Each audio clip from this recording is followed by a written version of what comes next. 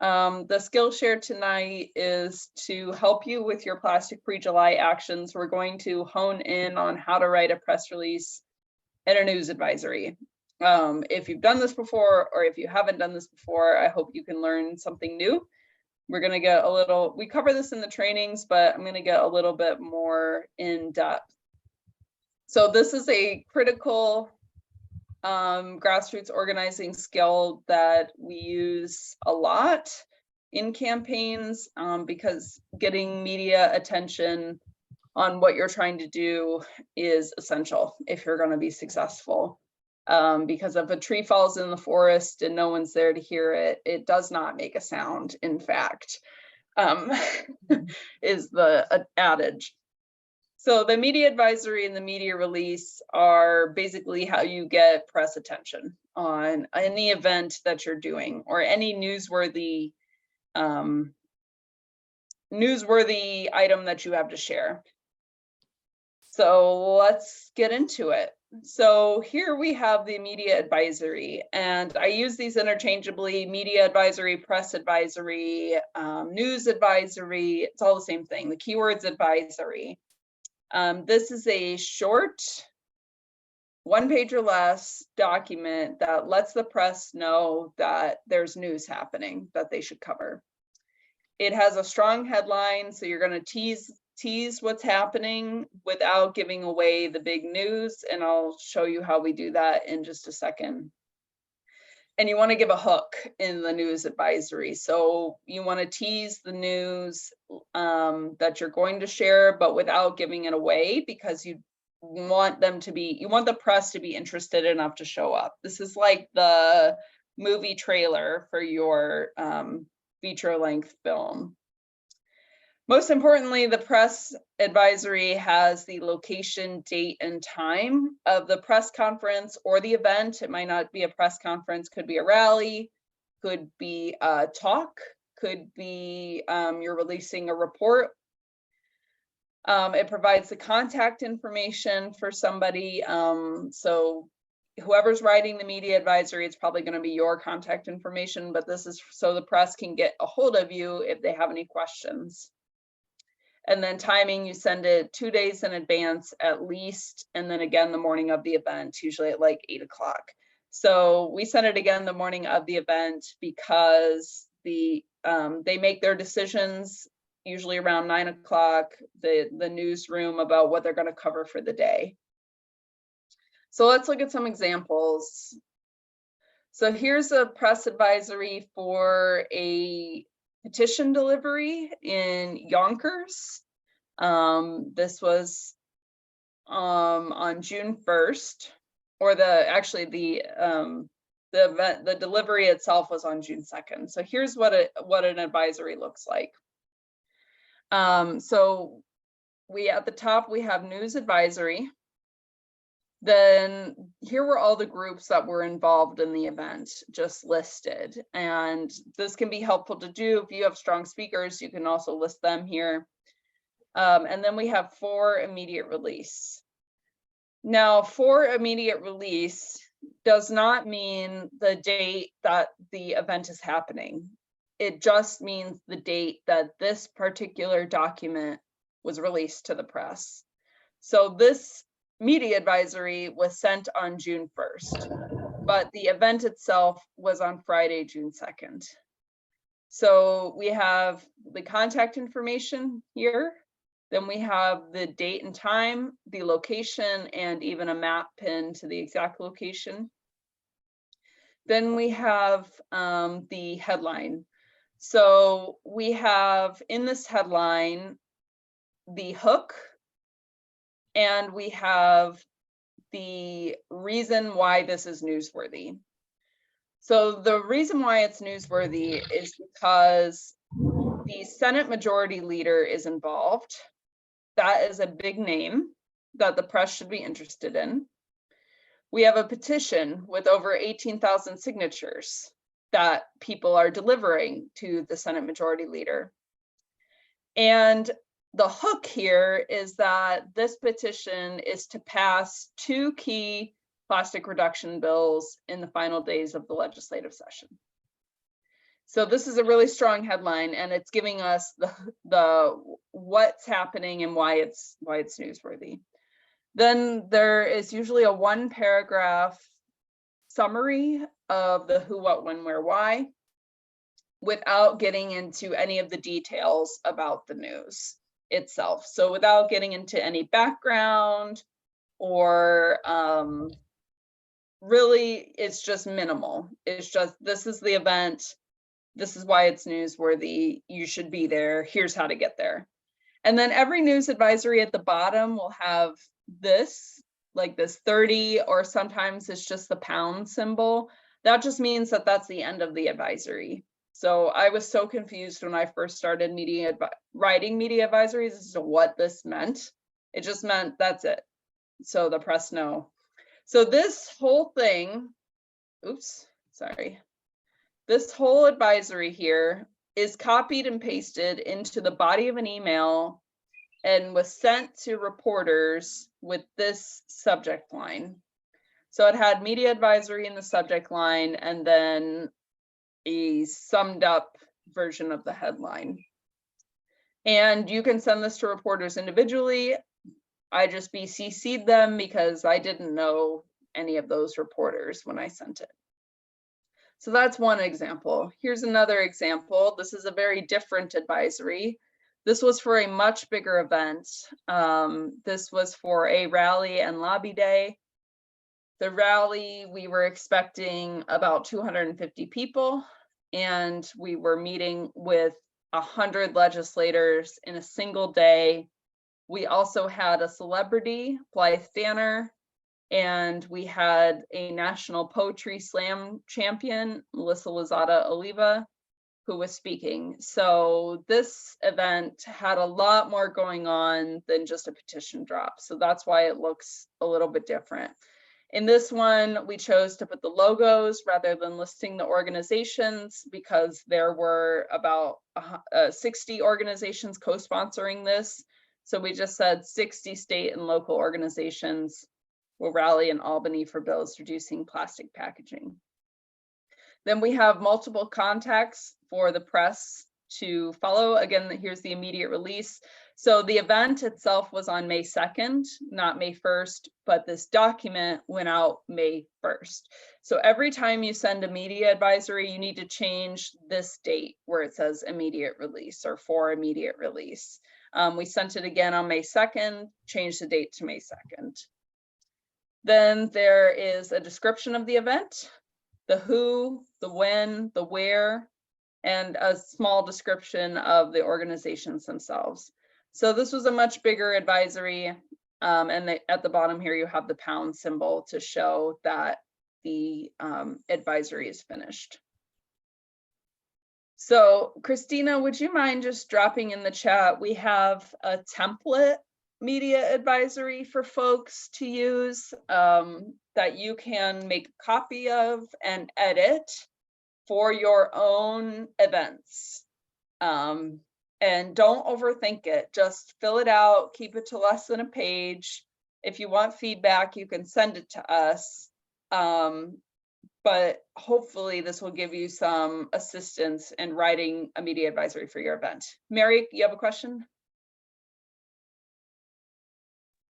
Yes, thank you. So the ones I don't know how relevant this is. I mean, I'm not a media person either. So, but I do press releases. So, but I have always like just ended up them saying end of release or end of press release. Does it matter? Should I just do the pound thing? You can do that also. I Okay. usually see the pound or the 30, and I don't know what 30 means, but Okay. yeah. All right. Thank you. No problem. Here's an advisory that one of our affiliates did. This was for a rapid response rally. So this advisory came together, I think, in like 24 hours. This rally came together. And you can see this advisory is very short. But I think this is a really good example of how you can do a media advisory and still get coverage. So this rally ended up getting covered by 3 different local newspapers, which is really cool. So you can use these as examples for your own media advisory. So emailing your advisory, some tips. Make the subject line count. So include the words media advisory, keep the subject line short and to the point, include the date of the event, and it's like usually like an annotated headline. So here's the examples that we just saw. These were the subject lines for the emails that contained the media advisory itself. So you want to get the press, press get a lot of emails in their inbox, and you want to get them interested enough to open your email. So that's why it's important to put the advisory there and then put whatever is newsworthy in the subject line. And then when you email the advisory itself, again, copy and paste it into the body of the email. Don't include an attachment. You can personalize it a bit. You can put a short message above the advisory. If you know the reporter, you can put the reporter's name in the subject line. Data shows that folks are more likely to open an email if their name is in the subject line. So that's a pro tip from our digital director.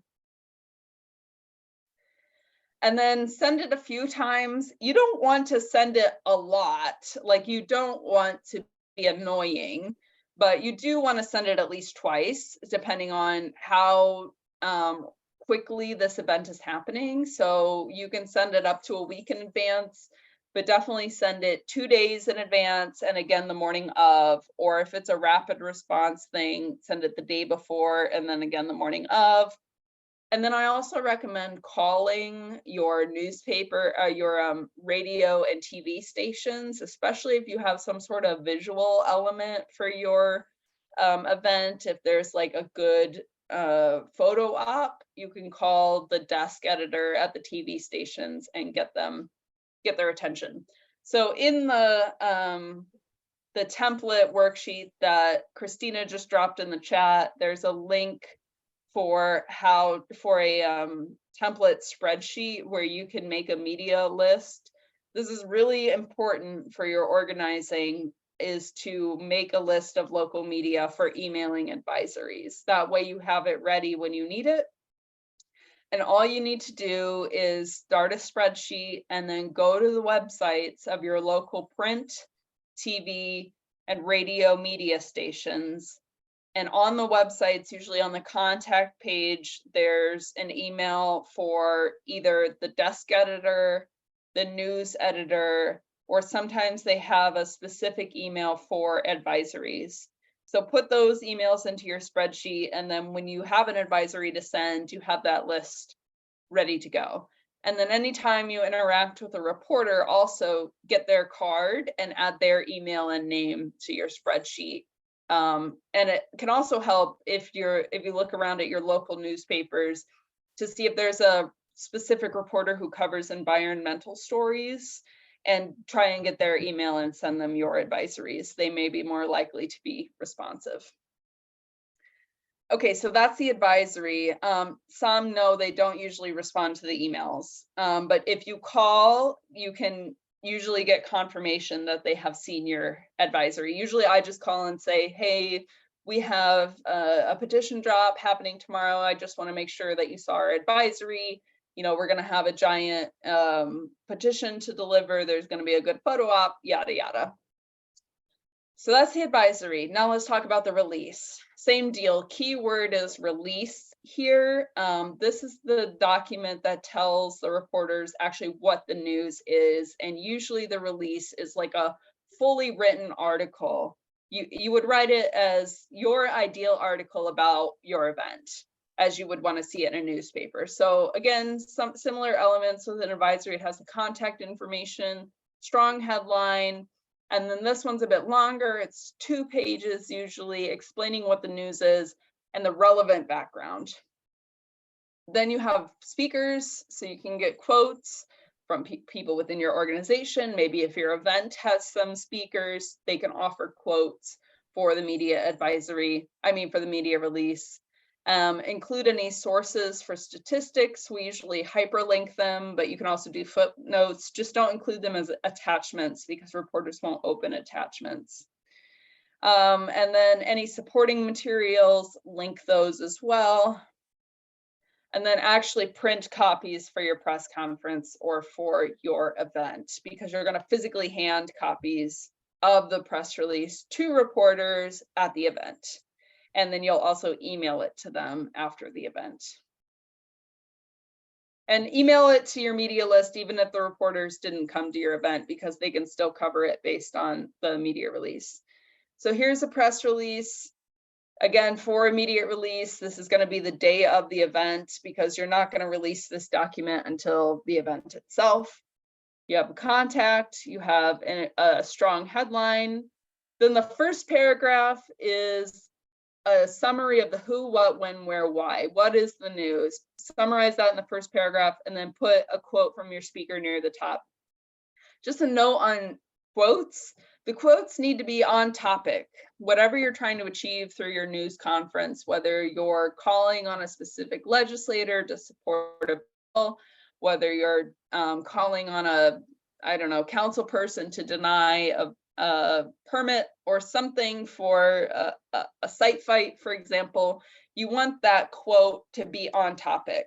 Usually you would have the speakers actually make that call to action in the press release. And there's a template for press releases also in that document that Christina shared, so you can try your hand at writing a press release for your Plastic Free July event. Then putting out your news release, again, you're going to print copies to hand to reporters at your event. Unless your event is a Zoom or a virtual event, then you'll put it in the chat. Print any supporting materials and collate those. So if you have a supporting materials, like, for example, if your news conference is about a new report that's just come out, new research you've analyzed, you would print a copy of that research and staple it to the press release, but only if that is the actual news. Or, for example, if your news is about a new bill that's been introduced, you can, and we've actually never done that. It's only been a few times that I've had to staple supporting materials to the press release. Usually it's just the press release itself. And then also email your news release. Again, make your subject line count, include the words news release, keep it short and to the point. And you're going to copy and paste the entire news release into the body of an email, just like you did with the advisory, and send it to the same reporters. Here's an example of a news release subject line. I love this one because it's very cheeky.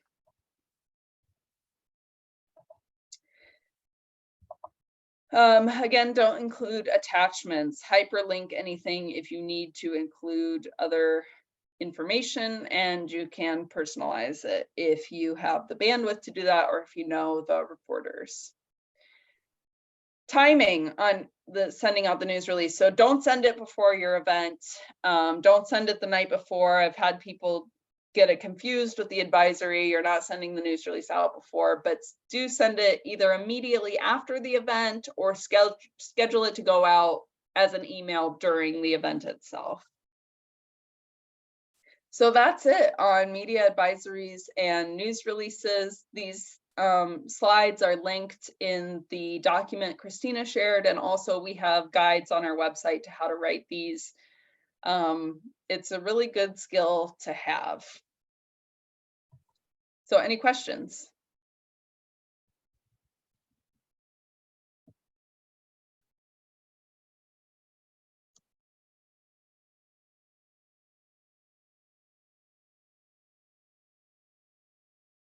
And if not, that's okay too. I think we are near the top of the hour, so we can take any additional thoughts or questions. We're not going to have time for breakout rooms tonight, and that's okay. But happy to have a conversation about anything. But otherwise, our next meeting will be will be to be determined. Yeah, Take that poll. Take the poll. A lot of people took it, but if you haven't yet, if you can just take a minute before you hop off or when you hop off just to take it, that'd be great, just so we can get the date out to everybody quickly. And I'm sure you saw in the chat earlier, the McKibben and Colbert webinar is on July 12th, not the 14th. Today is the 14th, so I got a little confused.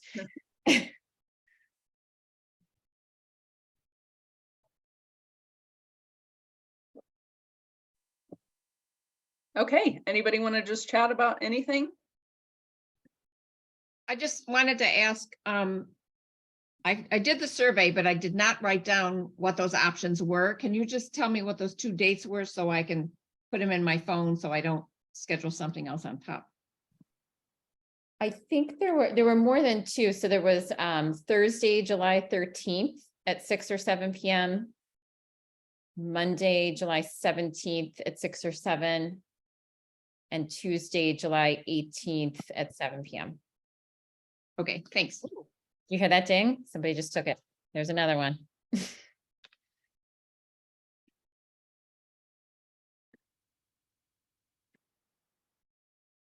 Well, if there's no more thoughts, then I think I'm gonna have a chat with Carolina about some ideas for Plastic Free July in New York. And otherwise, thanks for coming, everybody. Class dismissed. Thank you for your attention. I really appreciate you all. Thank you. You have a good night. Oh, hi. I wouldn't mind talking about plastic things Thank you. too. This is Cheryl from Ban Single-Use Plastics, Ban Sub. Sure. Yeah, stick around if you want to. So Carolina, what is your idea here? Again, I'm sorry with, No, totally cool. And I thought it's something I want to talk about with you as far as like, just like, you know, PRIA strategy moving forward, but especially since we didn't get it passed, we could use like the QR code for the petition, whatever, just so we can get more people to know. So the thinking came from like I said, my friend is the executive director of the Queens Botanical Garden. They do screenings outside, and there are places everywhere that do screenings, right? And it's usually like a lot of times it's in parks or places that have some sort of environmental, initiative as part of their programming or whatever. Hopefully enough of us would have ideas of places to approach. So I used to do like short film stuff, like I can edit this. So the Story of Plastics animated version, like I feel like that's something that kids can also watch. So it could be at family friendly screenings. It's 4 minutes, 15 seconds. If we could have like the rights to just have it aired in July for educational purposes, for like no charge community events, edit a title card on the beginning. And it could be static, or we could have it like little moving letters. I don't know. It depends on what I'm capable of doing. Otherwise, I'll have a professional editor do it. That says like, July is Plastics Free July. This is why it's important. The 4 minutes, 15 seconds. And then at the very end, I had originally thought this for New York State, at least. To learn more, go to beyondplastics.org. Or, for New York, scan this QR code to learn more about landmark legislation in New York, to support landmark legislation in New York State, or to, whatever wording we think is going to be best for these big audiences. This is a lot of parents. And if the kids see, because I'm sure you've seen the animated version, it's like something that I feel a kid would look at their mom and say, "Mom, that's terrible. What are we doing?" Like I would have done that as a kid. I feel like I know plenty of 8-year-old, 9-year-old girls that would do that exact thing. I think we can definitely reach out to Dea Schlossberg, the director, with that idea. If you could send me like an email just summarizing in a paragraph what you want to do, I'm sure she'd be down. She's pretty supportive of our efforts. Cool. Like, I know for sure Queens Botanical Garden, done. They will do it. Like, she was like, Mhm. absolutely, that fits in 1,000% with our, Great. everything. Mhm. But then I was thinking, we might have so many people all around the place that like, I'll ask like Astoria Movies in the Park, or just like the local places that show screenings outside. There are so many of them. Maybe we Mhm. could just grassroots, like ask around, hey, would you be willing to show this at the top of your film? It'd be 5 minutes total. Yeah. Or even if they could show the feature length film, do you I think they mean, that's would? totally possible. I don't know if that's gonna get as many, like, this is like you have a trapped audience that's going. Like, Yeah. they're Yeah. already planning to go see, Yeah. Moana or whatever. I don't know. It's not Moana, but there's like a bunch of animated ones I know that are happening Mhm. around here, at least in June. Um, Obviously we would need to get this done soon to make it work for July. But I just figured this is a way to get in front of a new audience. Totally. I love the idea, and I think we need to use the film more. That's a great point. And Yeah. also keep using the petition. So yeah, just send me a quick summary and I'll connect you with Daya Okay. and just see what she says. I know she's working on another film right now. But yeah, she lives in Schenectady, so Okay, cool. Alexis, since, and Michael had sent it to me too, we have this Evergreen link and they're like, have at it. Do you think it's fine for me to have a Slack channel that has it in it or not? well, my only hesitation would be using it for commercial purposes. So they give it to anybody to use for educational nonprofit purchases. But if it's gonna be like going to like a film screening where they're charging for tickets, Yeah. Mhm. that's where I don't want to get into any legal problems. But if we can keep control of it, I think we should just be judicious. Yeah, I mean, I feel like we can just send it to people individually. Like if it's on our Slack, they have to be added by me, so they have to be Yeah. groups. Yeah. And no one on our group is like gonna charge tickets No, for no. this. But at the same time, it's probably good that we know that they're having a screening too, so it kind of makes sense to have to reach out, so. So, like, for example, Beyond Plastics Queens, I just settled it today. We're going to do a screening. There's a zero waste store here in Astoria, which is like where GNRS's district is.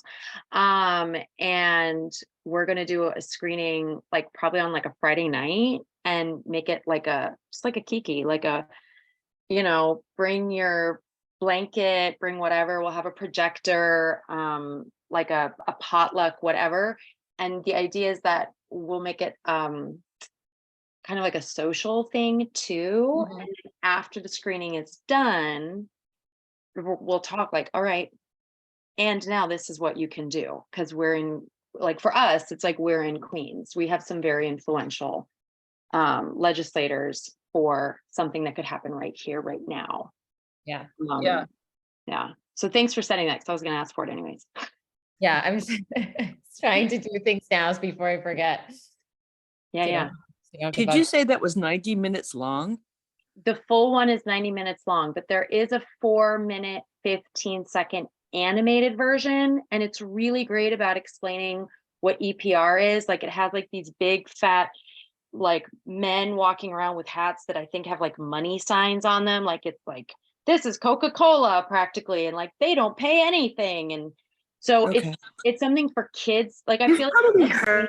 we all saw a bill, it's a whatever, the whole song. Yeah, right, We all right. saw That was a stuff, good it's one. something that a kid could watch, and it could impact them because it's animated. It's very kid friendly. Right. All right.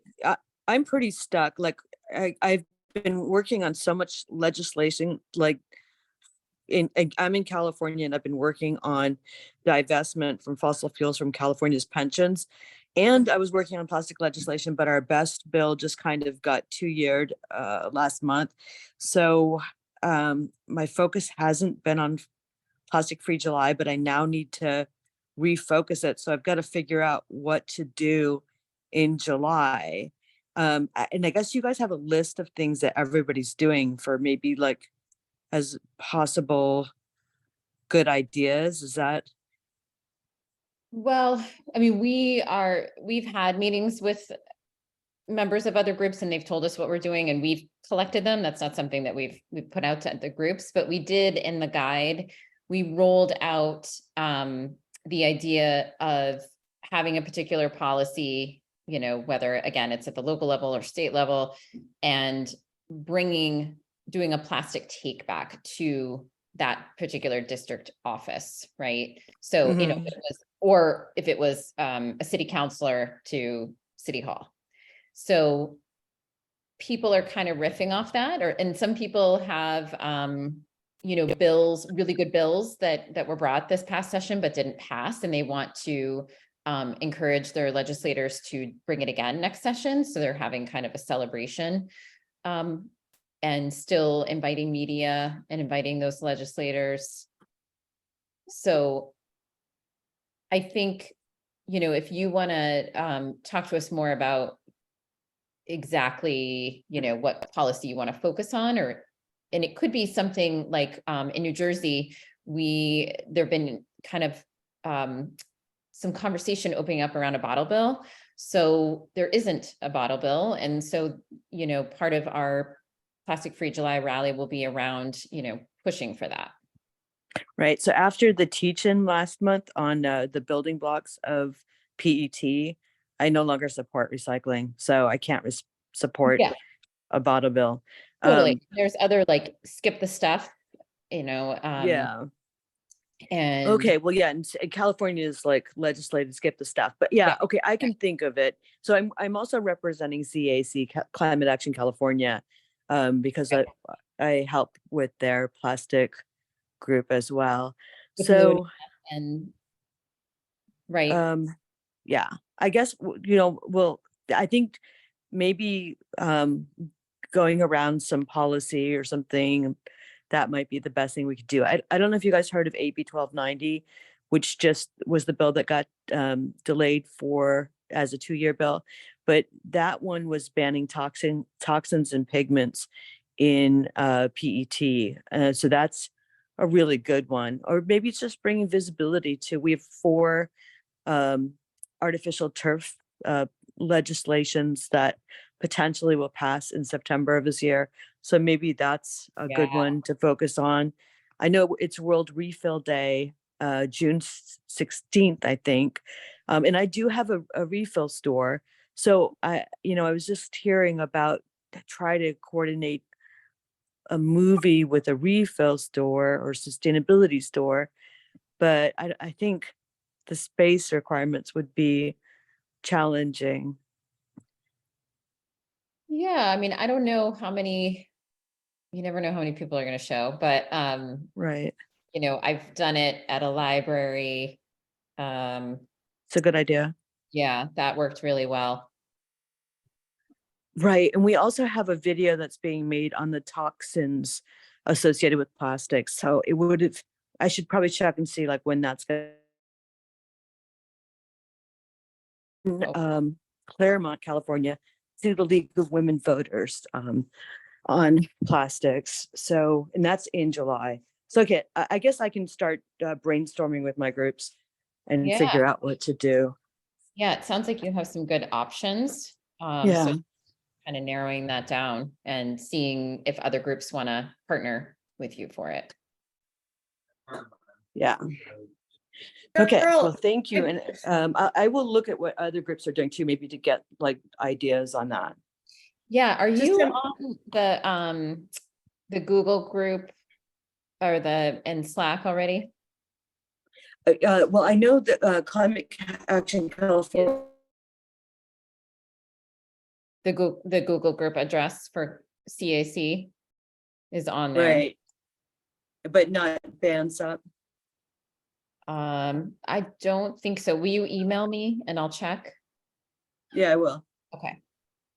Cheryl, did you just say you have a video about the toxins in plastics? We have 2 doctors on our group. And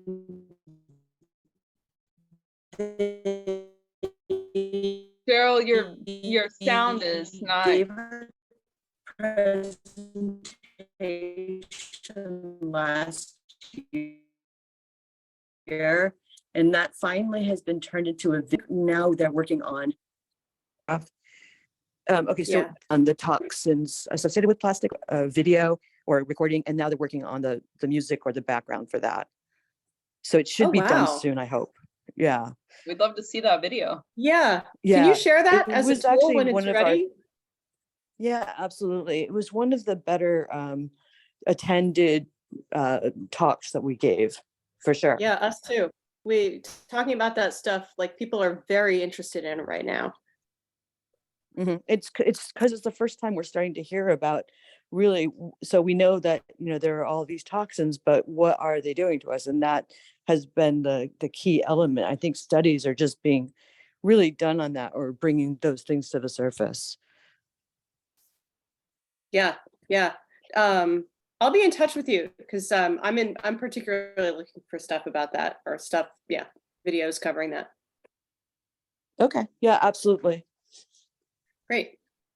All right. You run Well, off, thank Cheryl, you can all I so just much. throw out there that bottle bills also cover aluminum, and it's like the dirtiest, most energy intensive metal to mine of all of the metals. And so I completely understand not wanting to support plastic recycling, but bottle bills, Uh-huh. if it covers aluminum, it's crucial that aluminum be recycled. It's like, I did a project on it in my grad program this last spring, and it blew my mind how horrible aluminum is if it's not recycled. Like, shocking. So I just Yeah, want to put it out there. I didn't know that, but I bet. I mean, it seems to reason, and I know cardboard and glass are so critical too, and there's shortages. Right, right. And the thing about like aluminum, it is endlessly recyclable. It does not degrade. It needs barely anything added to it. Like if we recycled our aluminum, we wouldn't even have to, if we really recycled all the aluminum we've already mined, we would no longer have to mine aluminum. And Right. I could go into the horrible things that happen when the aluminum leaches, and the stuff that comes when you mine the bauxite, or the process it goes through. Like there's a stuff called red mud that's just collecting and all sorts of places. And it's aluminum's really, really, really bad to extract. But once it's out there, if we recycle it, it's like an amazing, Like the opposite problem of plastic. literally, yeah, it is Yeah. endlessly recyclable. It does not degrade, but extracting it and the chemical process that it goes through to actually be aluminum is really bad. So it's like, Yeah. once we already did that, we just need to keep recycling it. So Right. that's all. Right. Just throwing it out there. I totally get it. Plastic suck all around, but Yeah, and wrapped up I in definitely bottle support bills. reuse 1000%. So, yeah, and plastics isn't recycling; it's downcycling. Mhm. Mhm. So Mhm. we need to kind of keep the real terms in mind. Sure, totally. Aluminum's actually like true recycling, and plastic Right. not capable of that. Yeah, you're right. Preaching to the choir, kids. Right? Exactly. All right. Well, thank Amen. you all. All right, Have I'm a gonna go great make dinner. day. Put my kids Yep. to Thank you. Bye.